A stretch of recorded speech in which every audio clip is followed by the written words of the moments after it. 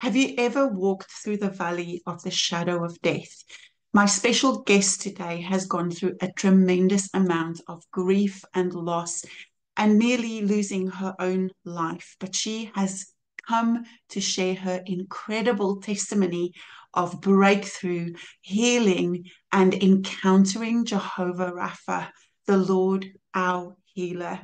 Today's episode is going to encourage your heart, strengthen your faith, and reignite your hope for breakthrough. Welcome, awesome authors. You are listening to the Answering the Call to Write podcast. I'm your host, Melissa Farndale, and this episode is brought to you by Paper Crown Media. Hello, awesome authors, and welcome to this episode of Answering the Call to Write. Today, I have the amazing Cynthia Mergen with me. She resides in Pennsylvania with her husband, Tom, her niece, Stephanie, and their two fun-loving dogs, Penny and Jackson. Cynthia has a powerful testimony of healing breakthroughs and deliverance after enduring multiple family tragedies and a challenging fight for her health. She is a prophetic intercessor, speaker, a gifted writer, teacher, and kingdom leader. She's the co-founder of Heaven to Earth Life, and she's called to nations to bring transformations and healing to the body of Christ. Cynthia is also a co-author of the amazing Paper Crowns anthology, and she's going to share her chapter with us today. She's going to share her story. It's called Breaking into Brokenness, Bringing Beauty Out of Ashes. And we're going to learn more about Cynthia's testimony, her story, and the incredible revelations that she's received on this journey. Cynthia, welcome. Thank you so much for being on this podcast. Thank you for having me, Melissa. It's an honor to be here with you. Awesome. I have been honored to get to walk through this writing process with you and to get to know you a little bit more and to hear about your incredible testimony. You have gone through such a challenging time of loss after loss after loss. And your chapter starts in December 2016 when your mom was feeling not so well. Do you want to share just a little bit of that story of your mom's diagnosis and all the tragedies that follow after that? Yeah, so um, my mom basically, which I did not include in the story, was she just had um, a challenging life with illnesses and different things to that nature, always of the digestive nature. And she was a very healthy eater. So she was always eating like fruits, vegetables. She loved fruits and vegetables and stuff like that. Um, and the doctors would tell her, you need to eat more fruit and vegetables. And my father would be like, that's all she eats. But nevertheless, she had challenging issues with her digestive system. And then it moved to the kidneys and she became pre-diabetic. And we couldn't understand why all this was happening. So we really couldn't get any answers. And fast forward to um, a couple of weeks before Christmas, I got a call that she was in the hospital and she was doing very poorly, and that I need to come down and see her because they were not hopeful. And so I did. I went down there, and it was interesting. I'll never forget going down there because I went by myself. My husband had other commitments, and it was challenging for me to get through to the airport, get my car by myself. When you're married, you like to have your spouse with you, you know. And so the GPS in the vehicle it was sending me in circles. It was not doing what it was supposed to do. And I couldn't find the hospital because it was a brand new build. And I just stopped and prayed to the Lord, Father, I don't know where I am. You got to help me. This GPS is not working. And next thing you know, I'm driving, and I see a street name called Hilda Street. And that was the name of my mother. Wow. And I started to I just felt the presence of God. I'm like, you are here with me. I know you are, and you're guiding me to her. And sure enough, when I turned down and made a right on Hilda Street, it led me straight to the hospital. It's amazing. That's Yeah. so And so, amazing. yeah, it's so amazing. And her reaction when I walked in the room was just, it was priceless. I'll cherish that moment because she literally just threw her hands in the air and started, she just started shouting, and she was so like she came to life. And I thought that was a beautiful moment between my mother and I. And so I stayed there for a few days, and her health, she just all of a sudden took a positive turn.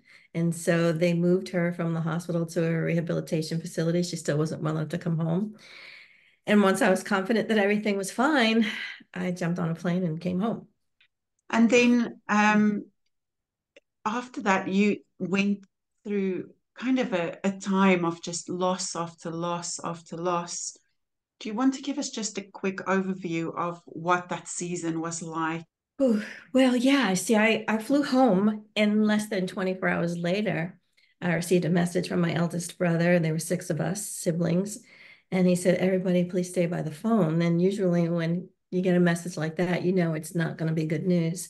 And sure enough, as I'm reading the text message, my cell phone rings. So I was the first to be called. And then he said, Dad's had a heart attack. And so here we are thinking that it's our mom, like we just got her out of the hospital. And then it was my dad that just snuck up and just took us by surprise. And so I literally had to just pack bags. And with another sibling that lived in New York, we decided to drive down there because we didn't know how long we were going to be down there. And it turns out that he didn't have a heart attack, he had a pulmonary embolism. And that began just 13 days of just a grueling time with family and the unfolding of what culminated into loss after loss after loss. And so um, it's hard to describe your own process of how the Lord um, shows himself present in situations such as these, and how you are dealing with making life and death decisions, and how you are dealing with um, the impending loss. Um, and then you're also dealing with a large family of people who respond to these types of traumas and grief and loss differently. And so it's a challenge, and that you want to always try and filter through your faith, but you don't always, um, we're just, we don't always do things the way we envision ourselves doing it in the moment. And so, yeah, it opened up a new season that I didn't have a grid for it, you know? Yeah, And so I really had to learn how to stop and be present with the Father in every moment, in every second, yeah, because life keeps moving forward in the littlest and the biggest of things. And yet you're still dealing with the emotional, weight of just loss. yeah, Yeah. yeah. And I think it's such an important thing to know that God is present in all those little moments as well. I know we talk about God encounters, and sometimes we can think it is these big events or it's this massive moment, but God wants to encounter us in those little moments of dealing with loss, dealing with grief, just being in that moment where you don't know how to respond to something. He's right there. I love that he showed you the street name and led you to your mom. That is such a sweet, sweet moment. And we can so easily miss those little moments of encounters throughout our day as well. So I know you share in more detail in your chapter all of these losses and things that you went through, but then you got to the point where you had to make a life and death decision yourself that affected you when you ended up in the hospital being diagnosed with COVID pneumonia. So do you Yeah. want to tell us a little bit about that part of Yeah, your you story? know, from 2016, which was the end, so it's really 2017 to 2022, I'm going to say, we lost 7 people. Wow. In the first 9 months of 2017, we lost four close family members. And so, with all of that, losing a loved one, just one, takes a toll on the human spirit, the body, the soul. It just takes a toll. And your body has to adjust because I believe your body holds space for all the traumas, all the triumphs, all of the significant experiences in life. And then if we don't steward that through the lens of the Father, it can really cause havoc in your life. It can cause havoc with your health. Um, and so uh, we managed to stay healthy for the 2 years of, the bulk of the pandemic. And then we were invited to family weddings. There were two in a 2 week, like cousins, niece, that kind of thing, in a 2 week time frame. And so we both went, and sure enough, the second wedding turned out to be a spreader, a super spreader. And my husband came home and he got sick. And I was like, oh God, no. Because usually my husband's healthy. He's a rock. He's never ill. So to see him sick, I was really worried. And I was, I love my husband. So I'm taking care of him. I'm nursing him and everything. And there was this silent concern of, I don't want you to get sick, but I'm like, I'm gonna take care of you. Sure enough, I got sick. And that was probably the most climactic experience of my life, and how that all culminated and what transpired. Um, and so I talk about it in the book. And it was probably, here's the beauty of the Lord. When things happen in our lives, sometimes we think, it's an attack of the enemy. But honestly, a lot of the times the Lord, you know, nothing can happen in our lives, I truly believe, unless the Lord allows things to happen. And a lot of the times it's to refine us, it is to grow us, it is to mature us into the greater things of his glory. And so it was really a time when, yes, you know, um, there was an attack, but what the enemy meant for evil, God really used it for good and for the benefit of who I am in Him. And so, um, while it was the most difficult season of my life to have to go through a sickness and have my entire life be presented before me, because I don't know if you've ever heard, many people who are at the brink of death, they see a history of their lives before them. And it was beautifully done the way the Lord had allowed it to happen with me, even though it was very painful and very frightening. There was still yet a shalom. Yeah.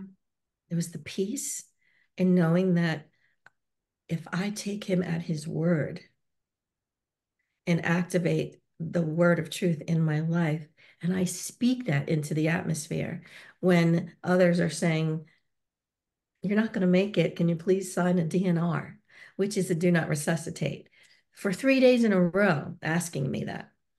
And I chose to believe the report of the Lord. But I didn't just believe it, I had to speak it out to those that are speaking the opposite to me. And so, yeah, it, what transpired and the intimacy that I experienced with the Lord in those days, being in the hospital, and the months and, the weeks and months that, took place after that with, I had long-term COVID syndrome. I came home in a wheelchair. I couldn't walk. I lost my hair, I went through, I had a medical team coming here for 6 weeks when I first came home. 3 people to rehabilitate me and a nurse to monitor. I was on oxygen for a year and a half. Um, Looking at my lungs and seeing, having the pulmonologist show me the CAT scans of my lungs and seeing how, you know, devastated they were by the COVID pneumonia. And then for him to show me months later what they looked like after, And having this man who is one of the top pulmonologists in his field in this area say, from this to go to this, that doesn't happen. That just doesn't happen. Clearly, something incredibly miraculous happened here. Wow. Yeah. So, yeah. So you had this incredible encounter with the Lord in the hospital. Do you want to just explain exactly what happened in that moment? Sure. I'm going to try and keep this as brief as possible. Yeah. But in the hospital, the nuclear medicine, I think it was, they came in and um, showed me what was going on the screen. And they were preparing to move me to ICU, and they wanted to intubate me. And they also asked me to sign a DNR. They said that one lung is full and the other one is 70% full. And I'm not responding to any treatment. And this is what their plans were. And I said, let's call my husband. And we called my husband and I asked him to repeat everything. And then once they were done, I said, I just felt in my spirit. And here's the very important thing, no matter how bad things are, listen to this, your inner voice of the Lord, because he will speak sure and you will feel a peace in the midst of the fear, in the midst of what they're, the report. And so I just, in my spirit, I knew the Lord was guiding me to say, no, you are not moving me to ICU. I'm fine where I am, because something inside me led me to believe that if I let them do that, then I would lose control of my own decision making for them to care for me.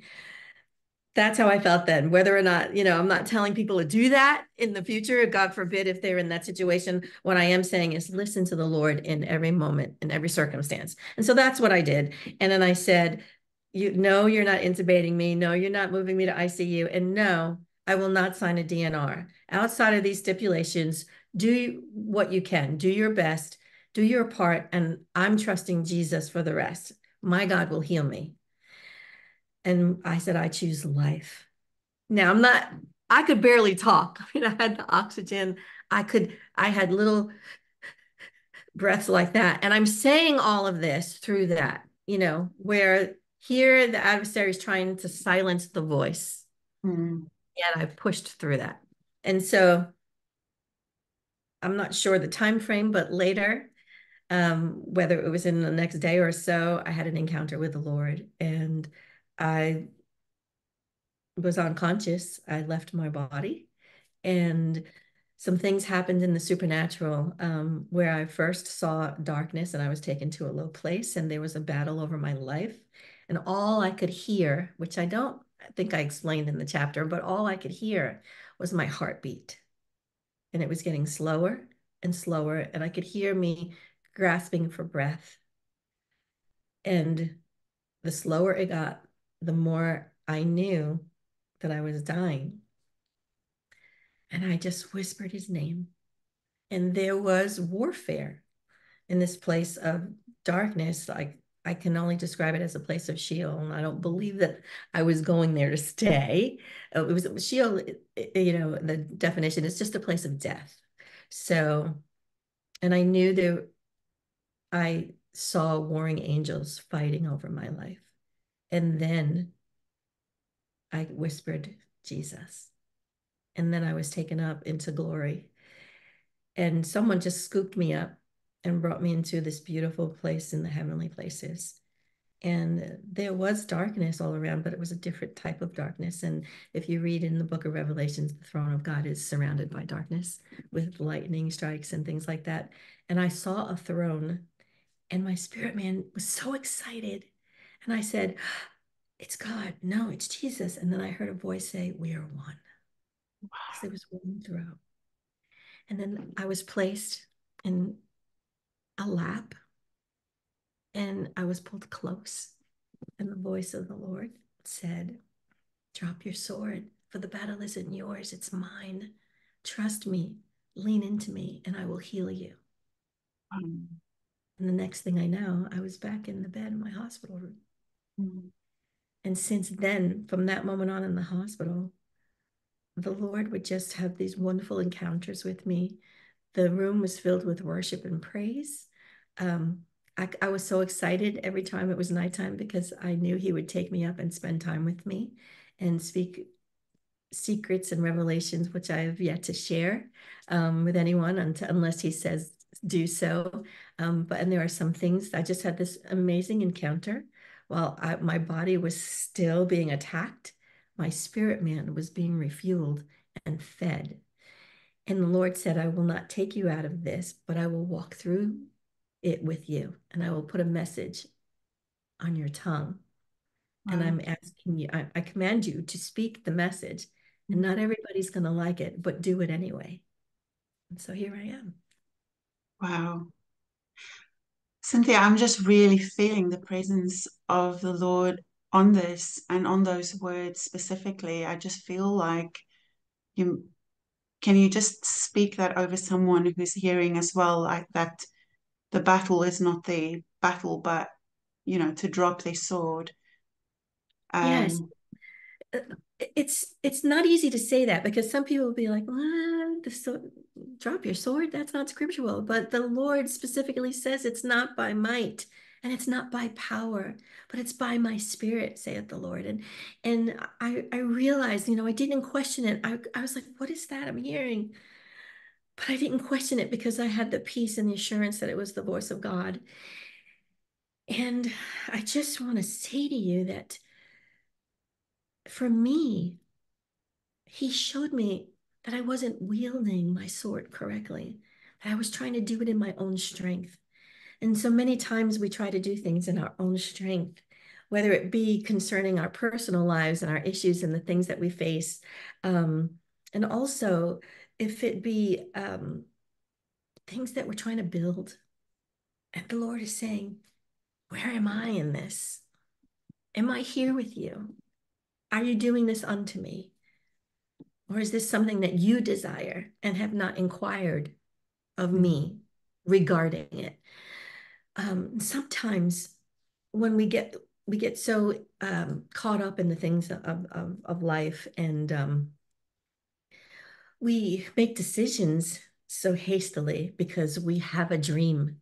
And yet the Lord is saying, but where's the intimacy? Where's my relationship with you?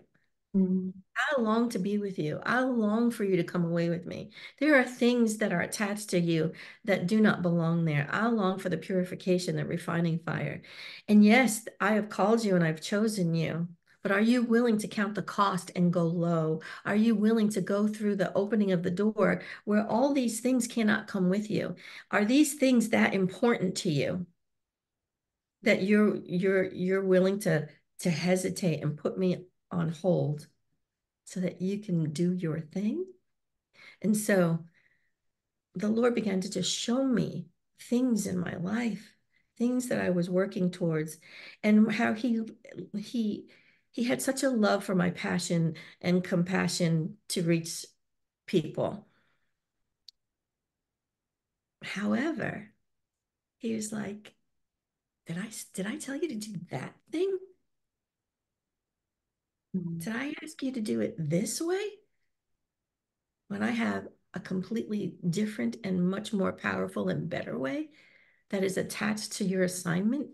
And so a lot of times we have to go through the suffering. That's what Jesus did. For the joy set before him, he chose to go through the path of suffering Yeah. so that we can benefit from the sacrifice of his shed blood, and that we can walk into the it is finished.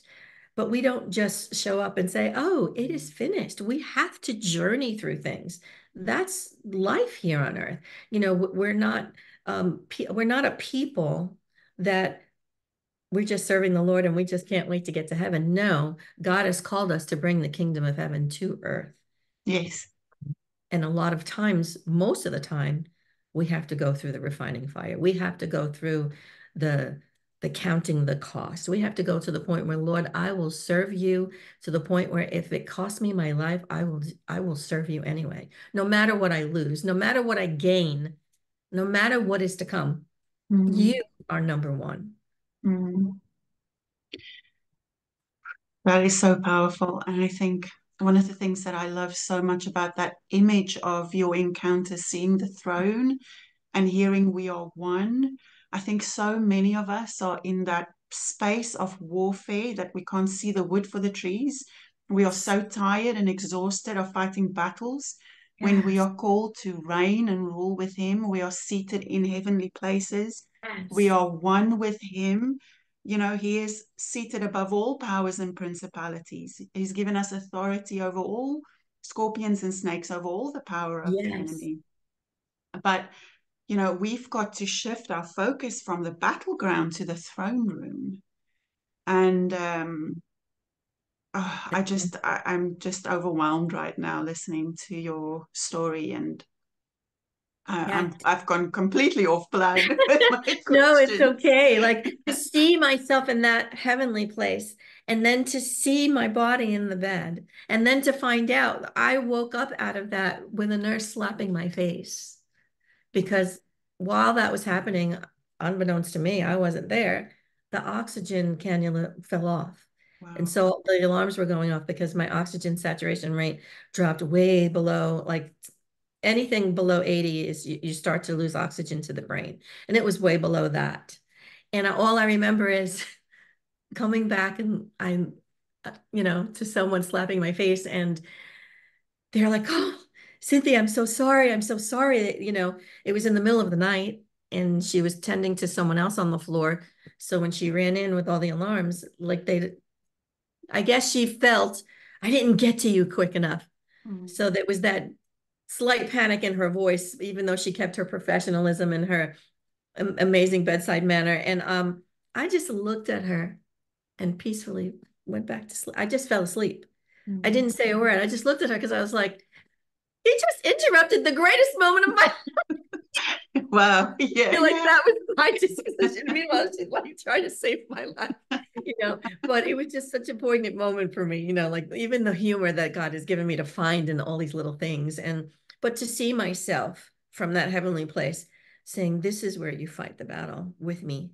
Mm, yeah, It just by your faith and your trust and your declaration that you can speak the truth because the word of truth permeates the atmosphere. And Jesus said, if you drink my blood and eat my word, right? Like he is the truth. yeah, So if you are consuming him, then you are equipped because you have the intimacy with him where you just have to stand and let the Lord. yeah. And sometimes standing in the face of what we're doing, especially in this day and age, you have to be put in positions where top doctors are saying, you're dying, sign the DNR 3 days in a row. And you have to say, no, I choose life. I'm not dying. I don't choose that. I don't receive that report. Yeah, God has a plan. yeah. And the beauty in that is 11 days later, that same doctor came in my room. And, back then they had this glass helmet where oxygen, they were protecting themselves because it was crazy. And he came in and he said, I want to apologize for the way I spoke to you. I am Wow. so sorry that I said the things that I said to you. And please know that you were the worst possible case with the best possible outcome. Wow. And I began to have tears. And in my hospital bed, the Lord flooded my heart with so much love for this man that I raised my hand. I was so weak and I probably was shaking, but I raised my hand and I said, I forgive you. And I just started praying over him. I don't remember verbatim what I said, but I remember praying over his life, for his family, for all of the trauma they experienced trying to take care of people, for his staff, for the hospital members. And he starts weeping and he's hitting his chest like this, going, you have no idea what this means to me. I've never heard such powerful words. And I said, Lord, if it was just for the one, Mm, then so be it. yeah, yeah. Yeah. I'm feeling so emotional right now. I love what you say because, this is why we as authors show up in the space as well, because we share our stories, we share our encounters for the one. for that one that just needs to know that Jesus is there for them in the lowest of low places. Even in the highest of high places, Jesus is there. Yes. He's present. And he wants to be in union with you, not just this external type relationship Truth. Yeah. that a lot of us settle for because we don't know there's so much more. There's Right. so much more to step into. Wow, Cynthia. So you share your story in your chapter, Breaking into Brokenness, and people can download a free copy of that chapter. The link is in the description below. They can also go to your website, cynthiamergen.com. I will drop all the links in the description so people can go there. I do encourage you to get a copy of Cynthia's chapter. It will put you on her email list as well, so you'll be connected with her. She's in the process of writing some more and sharing more of her story as God leads her. And I know if you've been moved, like I just have in this episode today, you will want to connect with Cynthia and see what God is going to do through her writing and through her ministry. Um, Cynthia, thank you so much for sharing your amazing testimony with us. Is there Thank you for anything else having on me. your is there anything else on your heart that you want to share before we close? Yes, I just want to encourage the listener, whatever you're going through in life, do not walk this path alone. First, trust and know that the Father is with you. He'll never leave you. He'll never forsake you. He has there's always a reason why we go through things. So look for the deeper message in whatever it is. And also, I encourage you to connect with the ecclesia, because we are not created to walk and journey through these things alone. He's grooming and he's calling out his ecclesia to behave and to start coming together as a family and as co-laborers for the kingdom of heaven. And so I just want to bless you and encourage you that he has a purpose for your life, and healing is yours, and look to the promises and the word of truth. Yeah, awesome. Thank you so much for that. And for anyone who's listening and who has that divine call on their life to write and to share their stories as well, I want to encourage you to come and visit us at papercrownmedia.com.